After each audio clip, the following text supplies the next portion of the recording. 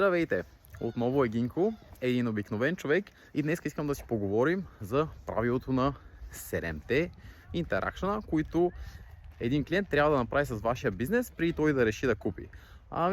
Това правило е измислено през 1930 долу-горе, когато Холивуд решава да провери реално колко пъти един човек трябва да види реклами или плакати за един филм, за да може да отиде при него и да го гледа.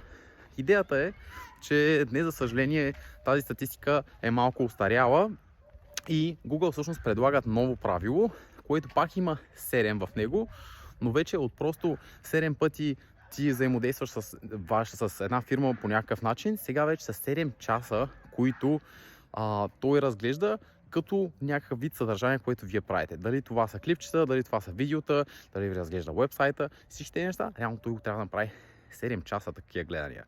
И след това 11, което е 11 различни тъчпойнта, 11 пъти аз цъкам нещо свързано с твоята фирма или ти идваш при моята фирма. И 4, което всъщност са различните канали или места, на които вече правим реклами. Дали ще е Instagram, дали ще е Facebook, дали ще е вашия вебсайт, дали ще е Google бизнес профила и всички тези неща. Ако не знаеш ако не го знаеш това или искаш да научиш малко повече за това как реално работи днес маркетинга и как можеш да го използваш за твоята фирма, може да ми се обадиш. Аз бях Гинко, един обикновен човек.